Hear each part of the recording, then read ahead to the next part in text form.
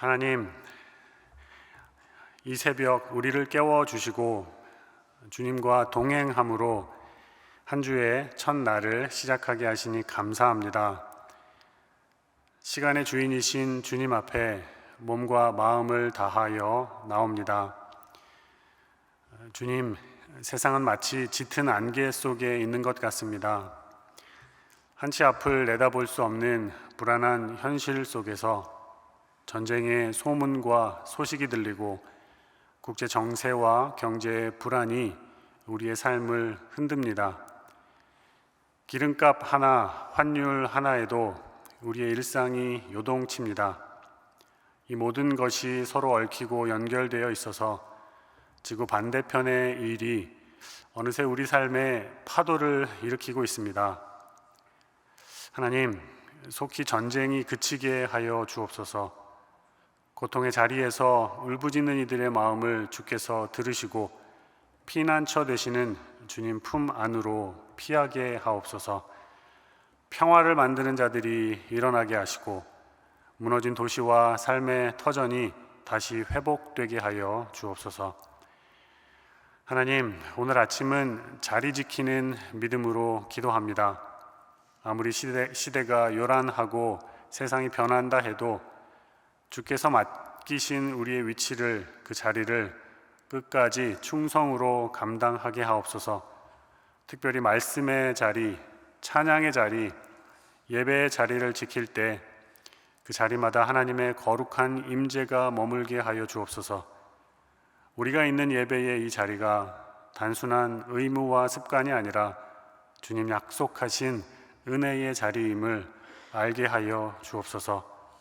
십자가의 은혜를 기억하며 주님을 기다리는 믿음의 자리 되게 하시고 그 자리에서 흘러나오는 생명과 평안을 경험하게 하옵소서. 나라의 지도자들은 국민을 위한 자리를 지키게 하시고 일터의 일꾼들은 정직과 성실의 자리를 놓치지 않게 하시며 가정의 부모들 사랑과 기도의 자리를 지켜내게 하옵소서. 주님께서 세우신 모든 자리가 주님을 증거하고 드러내는 거룩한 곳 되게 하여 주옵소서. 우리나라 대한민국을 위하여 기도합니다. 나라의 질서를 위하여 헌신하는 공직자들과 군인들, 경찰들에게 힘과 용기를 더하여 주시고 공의로운 마음으로 맡은 역할을 잘 감당하게 하옵소서. 국가의 지도자들에게 지혜를 더하여 주셔서 국민을 위한 결정을 내릴 때 주님의 뜻을 구하게 하시며 우리나라가 하늘의 의와 진리 위에 굳게 서게 하여 주옵소서. 이 나라의 모든 교회를 위하여 기도합니다. 교회가 세상의 빛과 소금으로 존재하게 하시고 어둠과 세속의 물결 속에서도 진리의 자리를 지켜내게 하옵소서. 특별히 소망교회를 위하여 기도합니다. 담임 목사님 영육간에 강건케 하여 주시고 말씀과 기도의 영으로 충만하게 하여 주옵소서.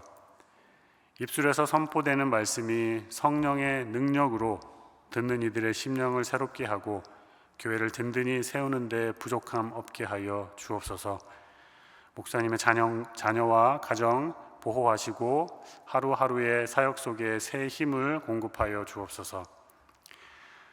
또한 장로님들에게 지혜와 분별의 은혜를 부어 주옵소서.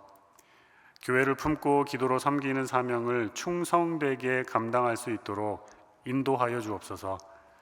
섬기는 당회와 위원회와 재직부서 등의 모든 결정 속에 하나님의 뜻이 드러나게 하시며 교회의 다음 50년을 준비하는 걸음마다 주님 함께하여 주옵소서. 장로님들의 가정과 일터 또한 지켜주시고 하나님의 복과 은혜로 가득 채워 주옵소서. 교회의 각 부서와 공동체와 선교회 등에도 은혜를 더하여 주시기를 기도합니다. 모든 모임이 주님의 몸된 교회를 위한 뜻으로 모이게 하시고 사사로운 감정이나 인간적인 모습보다는 하늘의 뜻을 먼저 구하는, 항상 구하는 공동체 되게 하여 주옵소서.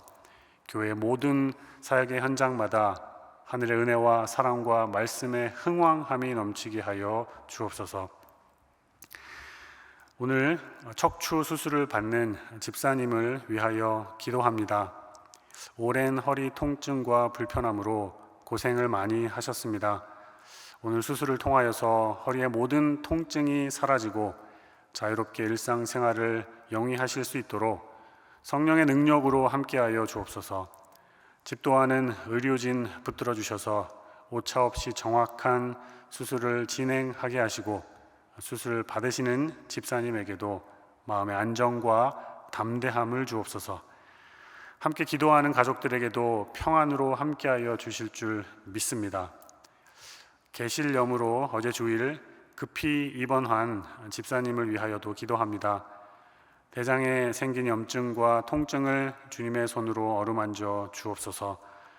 모든 과정, 치료의 과정을 잘 감당하게 하시고 부작용 없이 깨끗하게 회복시켜 주옵소서. 의료진에게 지혜 주셔서 좋은 치료, 적절한 치료가 이루어지게 하시고 병상 가운데 하나님의 평강이 마음을 덮게 하여 주옵소서. 가족들과 교회의 기도가 큰 위로와 힘이 되게 하시며 회복하여서 다시 기쁨으로 교회를 잘 섬길 수 있도록 주님 인도하여 주옵소서. 이제 말씀의 자리로 나아갑니다. 우리의 귀를 열어주셔서 주님의 음성을 깨닫게 하시고 그 말씀의 등불이 우리의 길을 환히 비추게 하여 주옵소서. 말씀을 듣고 행하는 믿음으로 살게 하시며 오늘 하루와 이번 한 주의 삶이 온전히 주님께 향하도록 하나님 인도하여 주옵소서. 감사하며 예수님의 이름으로 기도드립니다. 아멘. 하나님께서 오늘 우리에게 주시는 말씀은 스가랴 1장 18절부터 2장 5절까지의 말씀입니다. 함께 한 목소리로 읽겠습니다. 내가 눈을 들어 본즉 네 개의 뿔이 보이기로 이에 내게 말하는 천사에게 묻되 이들이 무엇이니까 하니 내게 대답하되 이들은 유다와 이스라엘과 예루살렘을 흩뜨린 뿔이니라. 그때에 여호와께서 대장장이 4명을 내게 보이시기로 내가 말하되 그들이 무엇하러 왔나이까 하니 대답하여 이르시되 그 뿔들이 유다를 흩뜨려서 사람들이 능히 머리를 들지 못하게 하니 이 대장장이들이 와서 그것들을 두렵게 하고 이전에 뿔들을 들어 유다 땅을 흩뜨린 여러 나라의 뿔들을 떨어뜨리려 하느니라 하시더라. 내가 또 눈을 들어 본즉 한 사람이 측량줄을 그의 손에 잡았기로 내가 어디로 가느냐 물은즉 내게 대답하되 예루살렘을 측량하여 그 너비와 길이를 보고자 하노라 하고 말할 때에 내게 말하는 천사가 나가고 다른 천사가 나와서 그를 맞으며 이르되 너는 달려가서 그 소년에게 말하여 이르기를 예루살렘은 그 가운데 사람과 가축이 많음으로 성곽 없는 성읍이 될 것이라 하라. 여호와의 말씀에 내가 불로 둘러싼 성곽이 되며 그 가운데에서 영광이 되리라. 아멘. 스가랴 선지자는 제사장 가문 출신으로 id도의 손자 베레가의 아들 이렇게 소개되어 있습니다. 스가랴의 이름은 여호와께서 기억하시다 라는 뜻을 지니고 있습니다. 그의 이름 그대로 스가랴서를 보시면 여호와께서 이스라엘 백성들을 기억하시는 그런 내용들이 나옵니다. 하나님께서 자신의 언약에 따라서 하나님 백성들을 기억하시며 그들을 위하여 일하시는 그런 내용들이 나옵니다. 1차 포로 귀환 이후에 이스라엘 백성들은 성전 재건을 하기 위해 노력했습니다. 하지만 밖으로 안으로 여러 가지 난관에 부딪혀서 성전 재건은 중단되었습니다. 자그마치 16년 동안 성전이 방치된 상태로 있었습니다. 이스라엘 백성들은 생각하기를 하나님 기뻐하시는 선한 일에 힘쓰면 머지않은 가까운 장래에 이스라엘의 회복과 영광이 임할 것이다. 이렇게 기대를 했습니다. 그런데 그 기대가 무너졌습니다. 주변 나라의 위협 등으로 성전을 재건하지 못하면서 하나님의 백성이라는 긍지뿐만 아니라 하나님을 향한 신앙마저 이를 위기에 처하게 되었습니다. 포로 귀한 백성들, 이들의 몸과 마음과 영혼이 많이 무너져 있을 때 하나님께서 구원하여 주신다라는 비전을 선포하는 것이 스가랴서입니다. 포로 귀한 세대라는 말씀을 드려봅니다. 이들이 신앙을 회복하고 성전을 재건하고 그리고 하나님께 받을 종말론적인 축복을 제시하는 것이 스가랴서입니다. 그 당시 이스라엘 백성들에게 너무너무 필요한 말씀이 아닐 수 없습니다. 포로에서 돌아왔는데 이스라엘 백성들은 생활의 안정을 도무지 찾을 수 없었습니다. 포로로 끌려가서 돌아오기까지 대략 70여 년의 시간을 보낸 후에 본토에 고향에 돌아왔는데 현실은 너무 냉혹했던 겁니다. 주변국들에 비하여 굉장히 소수이고 비주류 집단, 이 정도 될 것 같습니다. 그리고 그 오랜 시간을 비웠기 때문에 많은 것이 바뀌어 있었습니다. 자신의 땅에, 자신의 고향에, 자신의 집에 다른 사람이 살고 있었고 이방인들이 있었고 현지 혼혈인들이 있었는데 이들의 모습이 만만치 않습니다. 그래서 포로 귀한 세대의 현실은 특별한 반전이나 미래에 대한 어떤 기약 없이 고단하고 초라하기만 했습니다. 뭘 해도 되지 않는 그런 인생이라고 말씀드려도 될 것 같습니다. 그래서 너무 불안합니다. 외부에 보이는 세력들도 그렇지만 더 큰 문제는 그 내면 안에 있는 침체 그리고 회의였습니다. 그래서 삶에 대한 열의를 잃어갑니다. 초라하고 고단한 일상에 함몰되어서 하나님 백성이라는 이 긍지를 잃기 시작을 합니다. 그래서 스가랴는 하나님 말씀으로 포로 귀한 이후를 살아가는 새로운 세대들에게 현실에서 눈을 돌려서 하나님의 백성이라는 이 모습을 회복하라는 비전을 제시합니다. 하나님을 향한 신앙을 다시 붙들어라. 자기 자신에 대한 체념을, 환경의 어려움을, 신앙을 상실해가는 그 모습을 회복하라는 말씀을 전해줍니다. 눈에 보이는 현실이 매우 초라하죠. 주변국들에 비해서 자신들의 모습은 왜소합니다. 그리고 이방 사람들은 너무너무 강력해 보입니다. 그러나 그 가운데 세계 역사를 움직이시는 분은 하나님이시다라는 겁니다. 그렇게 포로 귀한 세대들에게 위로와 소망을 주는 것이 스가랴서이다. 이것을 기억하시면서 오늘 말씀 다시 보시겠습니다. 1장 18절 그리고 19절 말씀 함께 읽겠습니다. 시작. 내가 눈을 들어 본즉 네 개의 뿔이 보이기로 이에 내게 말하는 천사에게 묻되 이들이 무엇이니까 하니 내게 대답하되 이들은 유다와 이스라엘과 예루살렘을 흩뜨린 뿔이니라. 1장 18절 보시면 뿔이 4개 나옵니다. 이것이 무엇입니까? 라고 물었더니 천사가 대답하기를 이것은 유다와 이스라엘과 예루살렘을 흩뜨린 뿔이다. 이렇게 대답을 합니다. 성경에서 뿔이 나오는 것은 권력과 힘의 상징입니다.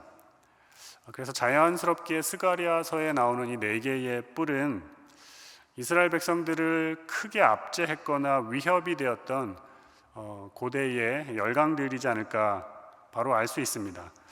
학자들은 이야기하기를 바벨론, 아수르, 헬라 혹은 로마 제국을 언급을 합니다. 그런데 이 말씀을 읽어가시면서 특정한 네 나라로 한정을 짓기보다는 역사를 통틀어서 하나님의 백성을 괴롭혔던 모든 세력을 상징하는 것으로 보는 것이 어떨까 합니다. 사방의 여러 나라를 가리키는 상징적인 의미로 한번 보자는 거죠. 그래서 다시 말씀을 드리면 과거에 이스라엘 백성들을 고난에 빠뜨렸던 아수르와 바벨론과 같은 그런 제국들을 가리킬 겁니다. 그런데 한 걸음 더 나아가서 보시면 현재 이스라엘 백성들을 핍박하는 사방의 악한 세력으로도 볼 수 있지 않을까 합니다. 이런 방식으로 본다면 궁극적으로는 오고 오는 여러 세대 가운데 하나님의 백성에게 위협과 두려움이 되었던 세상의 모든 악한 세력도 상징한다고 볼 수 있습니다. 그래서 네 개의 뿔을 통하여 알 수 있는 것은 이스라엘을 대적하는 원수들이 너무 강하다라는 거죠. 19절에 보시면 흩뜨리다라는 표현이 나옵니다. 흩뜨리는 것은 수확한 곡물을 키질해서 쭉정이는 바람에 날리고 알곡에 남기는 그런 행위라고 볼 수 있습니다. 이와 함께 숫자 넷이라는 동서남북을 사방을 상징하는 표현까지 함께 있습니다. 그러면 유다와 이스라엘과 예루살렘을 흩뜨리다라는 표현은 이스라엘 백성들을 전 세계로, 세계 각지로 흩뜨려 버렸다, 이런 표현이 되겠습니다. 바람을 일으켜서 키질을 하듯이 쭉정이를 바람에 날리듯이 이스라엘 백성들을 흩어버리는 외부 세력의 힘이 너무 강하다라는 거죠. 그렇다면 우리가 이 표현을 통해서도 알 수 있습니다. 이스라엘 백성들은 지금 너무 어려운 환경 가운데 처해 있습니다. 하나님의 백성들이 세상 가운데 거하는 모든 날에 하나님의 백성을 대적하는 악한 세력은 늘 있습니다. 원수 마귀는 세상에서 하나님 백성들이 평강을 누리는 것을 좋아하지 않는 것 같습니다. 우는 사자와 같이 삼킬 자를 두루 찾아다니고 있습니다. 그래서 만약에 경건하게 살고자 노력을 하면 여지없이 핍박의 세력들이 우리에게 다가옵니다. 하나님의 백성으로 살아간다는 것은 고난도 어려움도 없이 살아가는 것은 아닌 것 같습니다. 어느 순간 반드시 악한 세력들과 대치해야 하는 그 모습이 있습니다. 그런데 아무런 의미 없이 인내만 하고 버티는 것은 아닙니다. 20절 말씀을 제가 읽어드리겠습니다. 그때에 여호와께서 대장장이 4명을 내게 보이시기로, 이렇게 되어 있습니다. 만약에 하나님께서 스가랴에게 4개의 뿔만 보여주셨고 흩뜨려뜨리는 장면만 보여주셨다면 어땠을까? 굉장히 실망했을 겁니다. 그런데 하나님께서 4개의 뿔, 그러니까 우리의 현실을 보여주시면서 4명의 대장장이 환상도 함께 보여주십니다. 이 대장장이들은 4개의 뿔들을 물리치고 제압하는 그런 모습을 보여줍니다. 21절은 함께 읽겠습니다. 21절입니다. 시작. 내가 말하되 그들이 무엇하러 왔나이까 하니 대답하여 이르시되 그 뿔들이 유다를 흩뜨려서 사람들이 능히 머리를 들지 못하게 하니 이 대장장이들이 와서 그것들을 두렵게 하고 이전에 뿔들을 들어 유다 땅을 흩뜨린 여러 나라의 뿔들을 떨어뜨리려 하느니라 하시더라. 사람들이 능히 머리를 들지 못하게 하니 고대 근동의 문화였고 악한 세력들이 하는 모습이다라고 이야기를 하죠. 머리를 완전히 땅에 대야 합니다. 그리고 그들을 괴롭히는 상대방은 그 머리에 다리를 올려놓습니다. 이렇게 해야 살았습니다. 강한 자들에게 이런 모습을 보이지 않으면 생존할 수가 없었습니다. 이런 모습이었는데 하나님께서 대장장이들을 통하여 그 대적들에게 이렇게 하실 것이다 라는 내용입니다. 예수님께서 실제로 이 땅에 오셨을 때 모든 귀신의 세력을 두렵게 하셨죠. 그래서 믿지 않는 모든 불신자들, 하나님을 대적하는 자들, 악을 자행하며 성도들을 괴롭게 한 자들을 공포에 떨게 했습니다. 최후 심판에도 이런 모습을 보여주실 겁니다. 스가랴서는 종말론적으로 메시아를 예언하기도 하는데요, 이런 모습으로 임하실 것이다 라는 겁니다. 21절에 보시면 유다 땅을 흩뜨린 여러 나라의 뿔들을 떨어뜨릴 것이다, 이렇게 이야기를 합니다. 하나님의 백성을 대적하여서 세계 곳곳으로 흩뜨려버린 4개의 뿔이 있었는데 그들이 굉장히 강력해 보이는데, 하지만 하나님의 심판 앞에서 이렇게 될 것이다. 권세가 쇠락할 수밖에 없다는 겁니다. 이 모습을 보면서 굉장히 어려운 형편에 놓여 있었던 이스라엘 백성들이 큰 소망을 얻었을 겁니다. 그리고 2장 1절에 이렇게 되어 있습니다. 제가 읽어드립니다. 내가 또 눈을 들어본즉 한 사람이 측량줄을 그의 손에 잡았기로. 2장 1절의 이 모습은 원어에서는요, 그런데 한 사람을 보라, 이렇게 나옵니다. 그런데 보라. 눈앞에 펼쳐진 이 광경을 봐라. 무슨 일이 일어나고 있느냐. 이제 역전될 것이다. 보아라, 무슨 일이 일어나고 있는지. 그리고 측량줄을 잡고 있습니다. 측량줄을 잡고 있었다라는 것은 건축자라는 거고요, 건축자가 등장한다는 것은 예루살렘 성읍이 재건되는 것을 암시합니다. 이미 말씀드린 대로 성전이 방치되고 있다고 했습니다. 재건을 하려고 했는데 많은 방해 세력 때문에 그렇게 하지 못했습니다. 그런데 그것을 방치되고 있고 아무도 건드리지 못했던 것을 측량하고 있습니다. 이스라엘 백성들을 기억하셔서 이스라엘 백성들을 향하여서 선한 계획을 품으시고 그대로 진행하고 계시는 하나님의 모습을 보여줍니다. 성전 재건을 하기 위하여, 정확하게 하기 위하여 측량줄을 가지고 재고 있습니다. 자기 백성을 위하여 일하시는 하나님, 자세한 설계와 계획하에 주도적으로 임하시는 하나님의 모습을 우리가 볼 수 있습니다. 자, 마지막으로 2장 4절 함께 읽도록 하겠습니다. 시작. 이르되 너는 달려가서 그 소년에게 말하여 이르기를 예루살렘은 그 가운데 사람과 가축이 많음으로 성곽 없는 성읍이 될 것이라 하라. 천사가 스가랴에게 전해주는 메시지는 예루살렘의 번영에 관한 것입니다.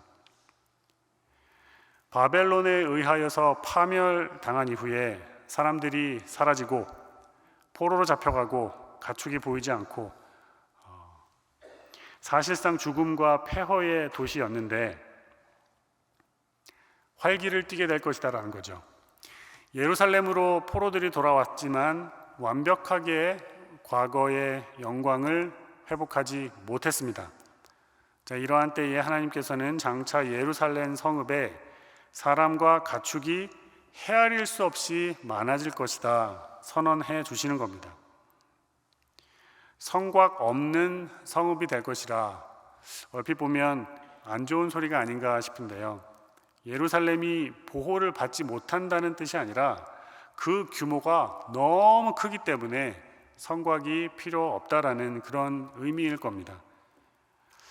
이렇게 미래에 이루어질 그 일을 바라보며 현재의 고난과 어려움을 타개하고 소망을 갖는 것, 스가랴서에 나오는 비전의 모습입니다. 이와 같이 스가랴서의 말씀을 오늘 잠깐 보셨는데요, 오늘 이 모습을 통하여서 우리 하나님 기억하십니다. 소망 없는 이들에게 소망을 주십니다. 현실의 벽에 막혀 있는 이들에게 현실을 타개할 수 있는 비전도 보여주십니다. 4명의 대장장이를 보내주시는 하나님이시죠. 뿔을 상징하는 세력들을 향하여서 대장장이의 환상을 보여주심으로 이제 역전될 거다 확실하게 소망을 주시는 하나님이십니다. 우리의 현실 속에서도 보시면 4개의 뿔이 상징하는 이 모습이 굉장히 강력합니다. 뿔이 강해 보이는 현실을 인정합니다. 그런데 대장장이가 준비되어 있습니다. 그때 이스라엘 백성들이 스가랴 선지자의 환상을 보면서 힘과 소망을 얻을 수 있었다면 우리 시대 지금 여기에 있는 우리들도 마찬가지입니다.